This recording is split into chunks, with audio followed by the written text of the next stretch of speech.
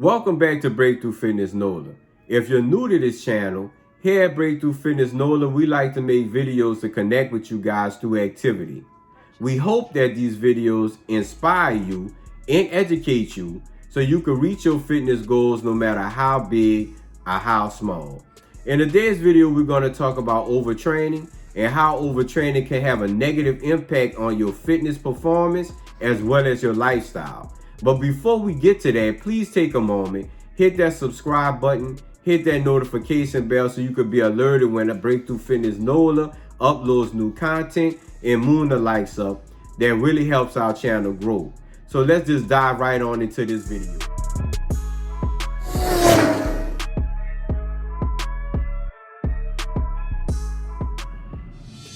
Welcome back to Breakthrough Fitness NOLA. I'm Adam the trainer, and we're going to get right on into overtraining.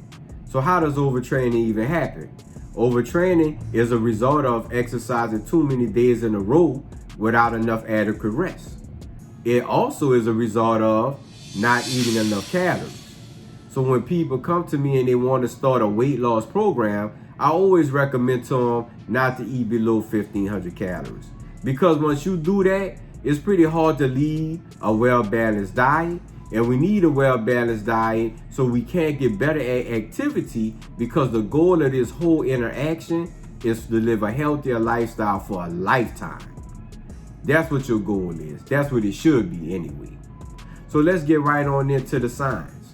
One sign is a decrease in production.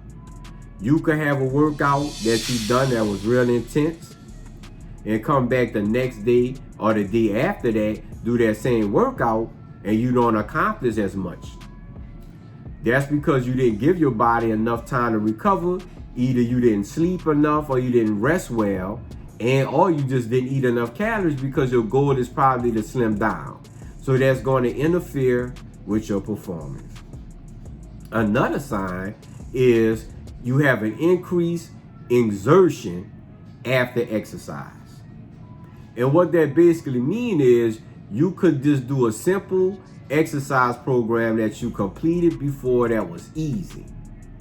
And then you do that program and you come back, and if I test you, let's just use heart rate or blood pressure or respiratory rate, those levels take longer to return back to normal resting levels. That's a sign that you could be either entering overtraining or already in a state of overtraining. Because when you're trained, your body heart rate, respiratory rate, blood pressure, all three of those is going to return back to resting levels very quickly.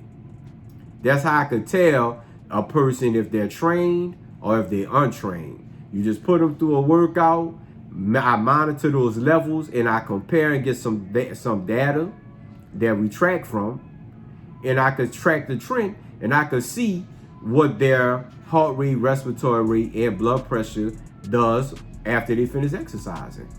And I could compare them, and I could tell how that client, whether they've been going too hard and or not eating enough. Another sign of overtraining is you're just moody. Like you have a short fuse. You always have an attitude. You always just have a short temper with people. And it might not be because you're just a nasty person, or maybe it is. But if you start an intense exercise program and you've been going at it for so long, so hard, maybe if you backed off of that intensity of that exercise program for a couple of days, and or eat some food, increase the calories, that will make the scale temporarily go up, but your mood's gonna come back, because those extra calories and rest is going to help you go do that intense exercise, become better at it, and it's going to be able for you to recover quicker from it. So you're going to feel like you're successful, and that's going to change your whole overall mood for the activity that you just completed. Another sign is you're just chronically sick. You can't recover from something as simple as a cold. So when a client comes to me in their training and they've been having this cold, this repeated bouts of this cold, day in and day out, week in and week out, I always tell them, well, hey, maybe you need to get some more rest. And maybe you need to increase your calories for a couple of days so your body immune system can have the energy it needs to recover, rest, so it can fight the germs that's entering your body so you could become better, so we won't miss time in the gym, so we could get this exercise and activity, intense activity, completed. Because you got to think about it.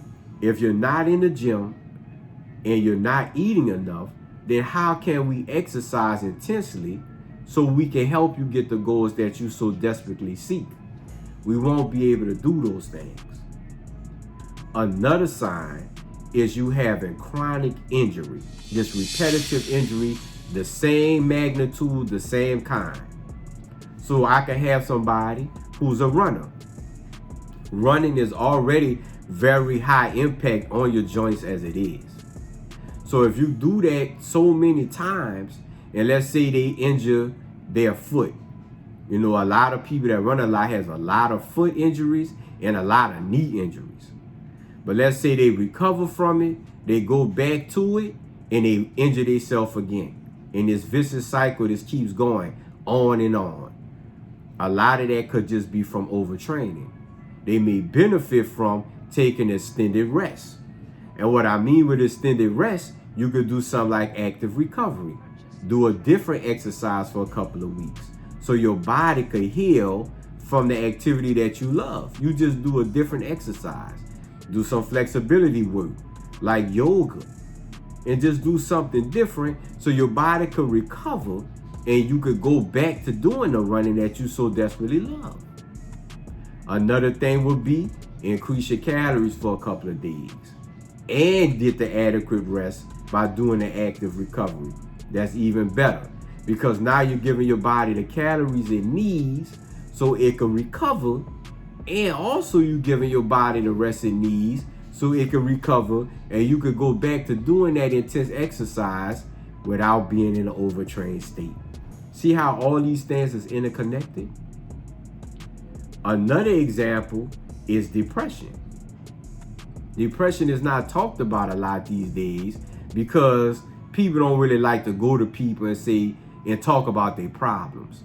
But they really should, because it's really healthy, and that's also part of a tool that you can have in your toolbox, is by talking to a certified professional about what you may be going through.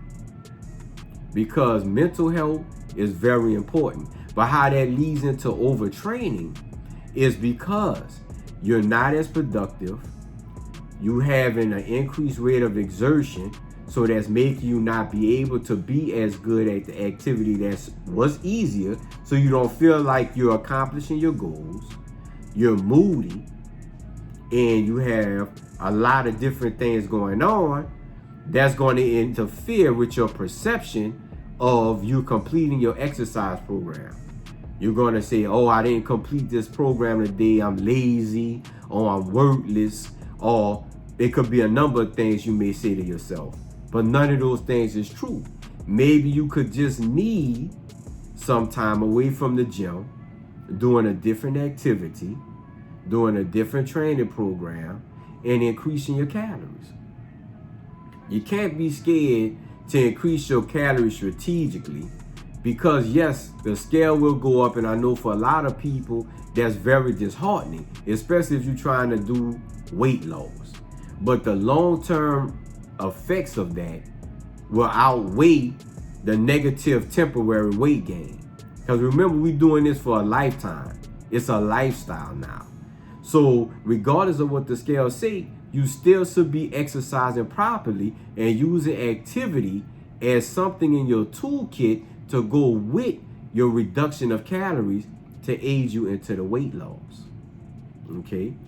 Another sign and symptom is just lack of sleep.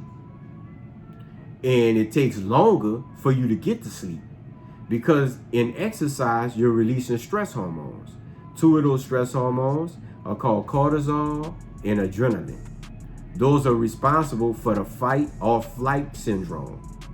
That keeps you going, increases your heart rate, increases your blood pressure, and it does a number of other things. But if you're in an overtrained state, that means those levels is higher. And remember I said, with an increased perception of exertion, it takes longer for your heart rate, blood pressure, and respiratory rate to return back to resting levels. It also takes longer for you to reach those levels so you can go to sleep quicker and deeper because of increased cortisol and adrenaline. And those are just 2 hormones. It's more, but for the sake of this video, those are the 2 hormones I would like to talk to you about. So just remember, case in point, overtraining has multiple signs and symptoms. You should be cautious and aware about those symptoms, and talk to a qualified professional. And I am a certified professional. I can help you, counsel you, talk to you about all of those things. And I do that with my clients in studio. That's why I like them to come to the studio, because I could see and measure so many different variables where they could just focus on their activity and being the best that they could be. So this concludes our video. Once again, please subscribe, hit that notification bell, and moon up the likes, because this helps our channel. Until next time, keep breaking through.